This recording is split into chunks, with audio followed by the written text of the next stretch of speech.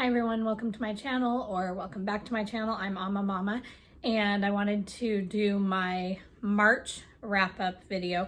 I actually ended up reading 15 books in March, and I had only had 9 on my TBR. One of them was the audio of the Outlander series that I've been reading. So I finished book 3, Voyager, by Diana Gabaldon, if I'm saying her name correctly. So I finished that book, and then I'll start with the ones that I'll start with the one that I read actually on my Kindle. Let me rephrase that. I had it on my Kindle app, and then I just picked up the audiobook for it because it was pretty cheap, but I had done a Goodreads giveaway and gotten a copy of The Tools of the Ghost by Hamnet Nyack. And it's the first book in a set. I don't know how many are in it, but I read that one, or listened to it mostly, and it was a really fun book. I liked the story a lot.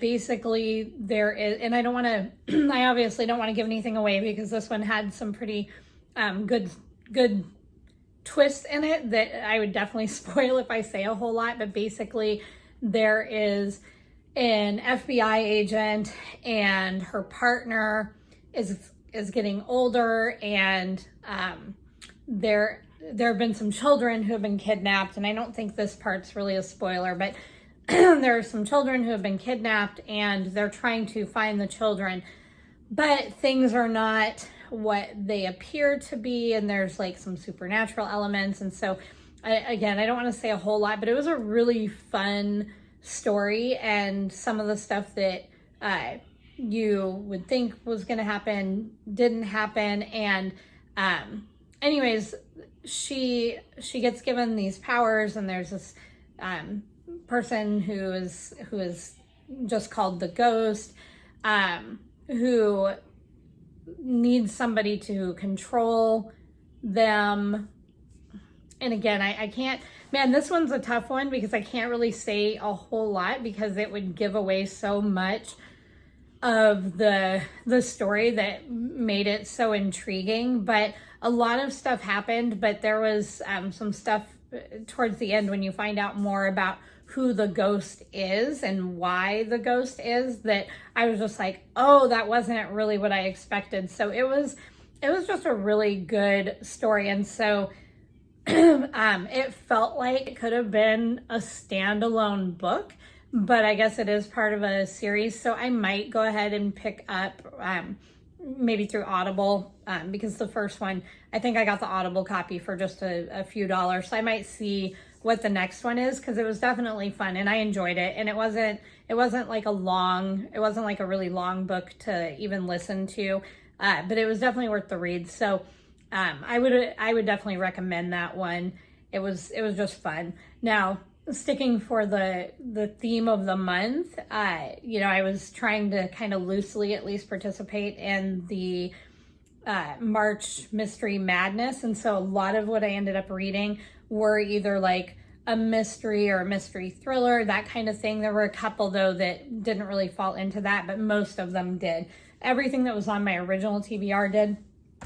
So most of these I've talked about, but there are a few that I hadn't gotten to. So I'll try not to say, hopefully I'll try not to say too much that I've already said, but I listened to Alex Cross' Hope to Die, and this was the second in kind of a part 2. If you read Alex Cross books and James Patterson at all, you'll know that generally his books tend to be, standalone. They have an open and close. They, the characters all go along with each other, and so you're familiar with who the people are if you read enough of them, but you don't have to have read them to understand.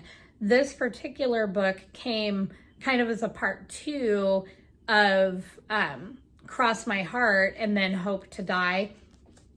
And in this one, he was trying to get his family back, and some of that drama had started in the first one. So you still could read this as a standalone, but if you're going to read this, I would recommend reading Cross My Heart first, because you get a little bit more context, and they flowed, the storyline and everything were meant to flow together. So I really enjoyed this a lot.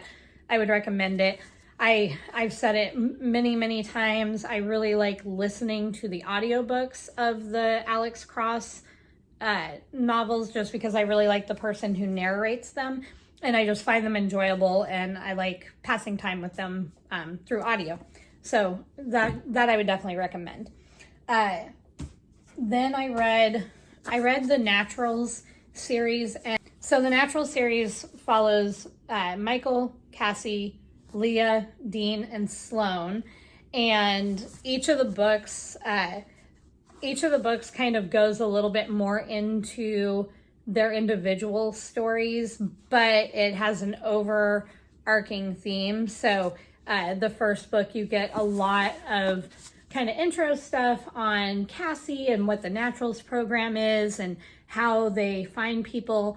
And basically they are teenagers who have abilities to do things that regular FBI agents have to be trained for a long time, and they just can do them. And so Cassie can read people very well, and so she's a natural profile. Leah is like a human lie detector. Dean is also a profiler, and then Michael can read emotions, and then Sloane is just like a whiz with numbers and data and facts, and she can remember everything and can hack into anything. And so each of the books kind of touches on different parts of their stories, but with an overarching theme. So I actually read all 4 of these books, and I would highly recommend them. They are young adult, and they're pretty quick reads. They were just fun to read. And since I hadn't really read a lot of mystery books per se, and so this, I don't know, these felt kind of like a good way to ease me in a little bit to mysteries in a sense, because it's not really a genre I normally read, but I liked those a lot. Then I read Wrong Place, Wrong Time by Gillian McAllister, and this book I also would really highly recommend. I enjoyed it a lot. I thought it was going to be like Groundhog Day of somebody repeating the same day over and over. Whereas what it is she's, every time that she wakes up, she's a little bit further back in time, and she's trying to piece together and possibly stop her son from murdering someone. And a lot of this is just on the back cover of the book, but basically she sees her son stab someone, and she has no clue why. And so as she gets stuck in this kind of time loop, or not loop, I don't even know what you'd call it, but she keeps going backwards in time. And each time she goes backwards, she's able to piece a little bit more together of what's going on. So this I really liked. The only thing I will say is that there's an epilogue at the end that I wish hadn't been there, because the epilogue really, it almost ruined the whole story for me. I still would recommend the book. I really wish the epilogue hadn't been there. Okay, then I read Golden Sun by Pierce Brown, book 2 of the Red Rising trilogy. And, and it says Red Rising trilogy, but I think that at this point, when I looked, I think there's a lot more books than just a trilogy. But basically, the main character, Darrow, he is undercover trying to find a way to free his people. They have different casts, and they're done kind of by colors. And so he was a red, which is the lowest, but he becomes a gold, which is the highest. And they are good, and I do enjoy them. I enjoy the book enough. I think it's worth the read, but I don't know if I'm vested enough in it that I'll finish reading whatever is in the series, or maybe once I finish more of what I have, on my shelves already, maybe I'll pick it up from the library. I just don't know. I'm pretty sure I saw more than just 3 books. Like if it was just a trilogy and I knew that I was on the last one, I'd be maybe a little more likely to be like, okay, I'll just pick it up and finish reading it. But since I don't know off the top of my head, I'm not sure how many books are part of the Red Rising at this point. I'm not sure how I feel about them, because I do like them. I just don't know that I'm invested in the story enough. there's enough things in it that happen that I just find that I'm having a hard time really like having that kind of suspension of disbelief to get into the story to the point where I want to see what happens next, if that makes sense. So it is still good, but I'm not sure if I'll continue it because it's not they're not shaping up to be my favorite of stuff. Then I read Miss Marple, the complete short stories by Agatha Christie. And these were just, these were just cute. I hadn't read, this was another one of the books that had been my mom's that I just decided I would read. And I just thought they were cute. Miss Marple, like I picture her, you know, as just this kind of little old lady, very unassuming, and people don't really think a whole lot about what she might have to say or anything, and they're sharing these stories of like crimes that have happened and situations that have happened, and the person telling the story knows the outcome and knows what the solution is, but nobody else does. And so they take turns trying to come up with what they think might have happened. And every time, you know, people keep wanting to write off Miss Marple because she's never left the town that she's from and all of this. And she keeps being the one that's able to solve all of these different crimes. And one of them, you know, she even solves something that hasn't happened yet. And so this was just a fun book to read. It was very light, you know, quick short stories, which, if you've watched my channel at all for a little while, like you'll know I'm not normally a huge fan of short stories. I prefer, you know, a novel or a longer book, but it was good. I really liked the short stories in that, which actually I'll skip ahead, not skip ahead, but I'm gonna pull out my other short stories. I also finished reading A Treasury of Sherlock Holmes by Sir Arthur Conan Doyle. And again, these I really liked. I found that I like Sherlock Holmes, but I hadn't read any of the stories other than the ones I had started in this a long time ago, and I hadn't finished the book. But I used to watch the series on Netflix, and so I liked the character of Sherlock Holmes. And actually, I think that they did a pretty good job maintaining kind of his presence and everything in the show.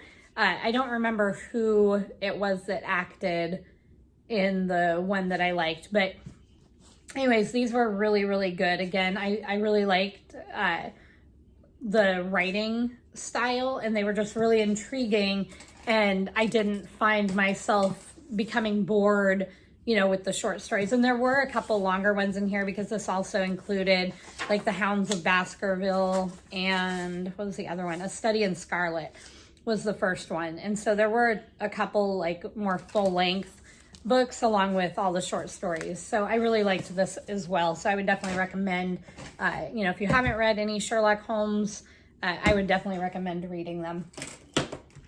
Then and this is one that I read after I had finished most of the things that I had read or that I had on my TBR, but I read The Creepshow by Stephen King, and I just loved this. It was just fun seeing the show that I watched as a kid, you know, as a movie in the comic. And so it just brought back a lot of memories. I mean, the pictures, everything's drawn so well, and it's got, you know, stories of revenge and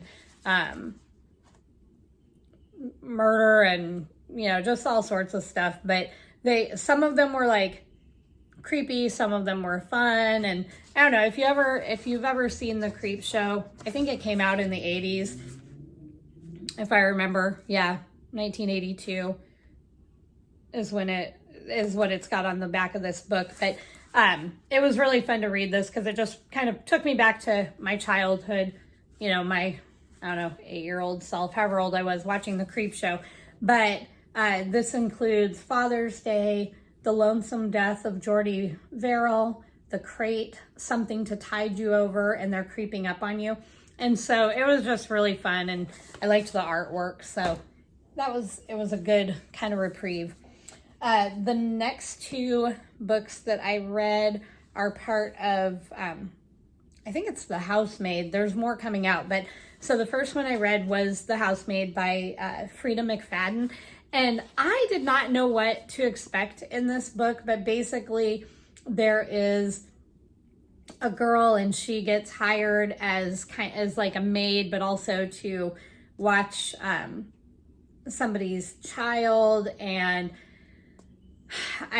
this is another one that I really don't know how much to say about, because if you haven't read any of these, for me, I just found that it was so fun to find out what was happening as I read it. So I don't really want to say a whole lot, but like for this first book, you know, she just talks about, you know, she picks up their daughter from school and she cleans and she cooks and she tries to ignore how it seems like Nina, who is the woman that hired her, like how she just makes a mess, and how the husband, you know, looks at her and how handsome he is and all sorts of stuff. And every time I was like, okay, I see where this is going, something would switch, and that wasn't what had happened. And again, maybe it's just because I don't read a lot of mysteries. Like maybe I'm slightly gullible when it comes to mysteries, but I just found this so fun. And so I gave this first one, when I was rating them, I gave it a 5 stars. So I would definitely recommend it a lot.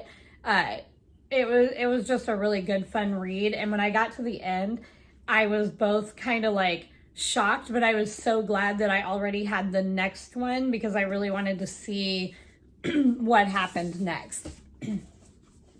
So then the next one, and I will say too that when I had first heard about The Housemaid, for some reason I had it in my mind that she was working in like a haunted house or something. And so I was thinking it was maybe more of like a scary kind of book in that sense, that there was like a haunting or something.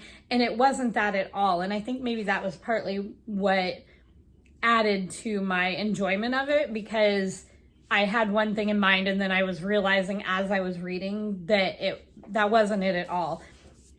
So in the next book, The Housemaid's Secret, she is now working with a different family.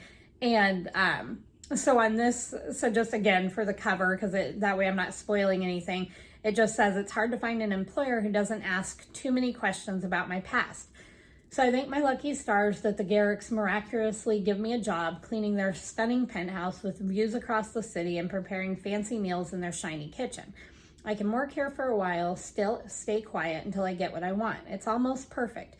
But I still haven't met Mrs. Garrick or seen inside the guest bedroom. I'm sure I hear her crying. I notice spots of blood around the neck of her white nightgowns when I'm doing laundry. And one day I can't help but knock on the door. When it gently swings open, what I see inside changes everything. That's when I make a promise. After all, I've done this before. I can protect Mrs. Garrett while keeping my own secrets locked up safe. Douglas Garrick has done wrong. He's going to pay. It's simply a question of how far I'm willing to go." So this one kind of tells a little bit more, but again, even at the end of this book, I was enjoying it because it was fun to read. But when I got to the end, I was like, oh, okay, so it's kind of like the first one. But then there was a switch at the end that made it not like the first one exactly. And so it was really fun. So there's another one coming out, I think in a few months, and I forget what it's called, but I'm definitely going to get it because I just found them really fun to read. And I've heard people kind of have mixed reviews on that particular, in these particular books, but I really enjoyed them. So I'm looking forward to the next one. And then the last book I read, because I ran out of all of the things that I had on my TBR for March, along with the couple of other things that I just decided to read. So I had mentioned, I think in the video that I did for April, that I was going to just draw like a slip of paper from my TBR jar so that I would read something that I had already owned. And the book that I drew was Hell House, which is like it's a collection of like stories of like hauntings from around the world and everything. But when I drew this, I wasn't really in the mood to read it, so I decided I would just add it to my April TBR. And then I went ahead and I started reading Happily Never After by Lynn Painter. And in this book, the main character, Sophie, she has her wedding broken up because her fiance has been cheating on her. And the person who her friend hired to object to her wedding, they become friends, and she starts working with him, and they'll kind of take these gigs to break up weddings for people who need to not get married but don't have a good way to be able to break off the engagement without it like causing some big problems for them. And so they go to the weddings and they object, and then that way they can break up the wedding that way. But during the process of all this, they realize they've got a lot of chemistry together and that they have feelings for each other. But Max, he ends up, like, he realizes sooner than Sophie does. And, there's obviously like some of the drama stuff that happens, but, it's just like a fun love story that goes along with everything. But I really liked it because I hadn't read anything by Lynn Painter before, and I liked the way it was written because there was just, you could feel the chemistry between the characters, which I really liked. And so even though they at first were like, oh, like, we're just friends, but maybe we'll be friends with some added benefits. So there's also a little bit of like fake dating in this between the two of them, even though they're working together, because they realize it's going to help both of them with some kind of problems that they have going on with work and family life if they are kind of fake dating. So it was really fun. It was lighthearted. It was a good read. It was a lot of fun. I really enjoyed it. So that is everything that I read for March. I had originally, I think, 9 books on my TBR, and I ended up with the online, or with the Kindle book that I read, finishing Outlander. Oh, and then I forgot, in the Natural series, this box set that I got also included a novella in there called 12. And that was just like a little short story. I think it was supposed to be book like 4.5 of the set. And so it was just like a little short story that kind of talked about how they helped and also kind of recruited a new cadet to the program, so to speak. So that was in there as well. But so with everything, including that novella and the Voyager and all of that, I ended up reading / finishing 15 books in March. So definitely a lot more than I had planned on. I had mentioned when I did my April TBR, I only had 5 books on it because the majority of them are Stephen King and they're all really long.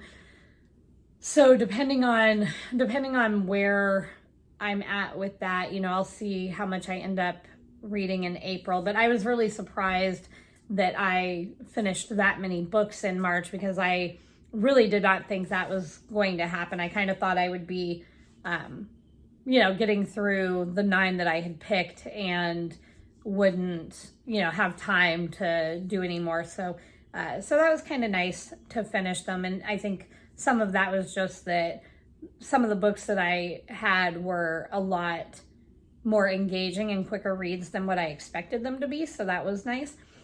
So we'll see how April goes. I'll do a wrap up, or not a wrap up. I'll do an update next week with where I'm at. But so far so good. I guess I'll just leave it at that. But anyways, I hope you all had a good week. Thank you for watching, subscribing, all of the good things, and stay safe. And I will talk to you next time. Bye.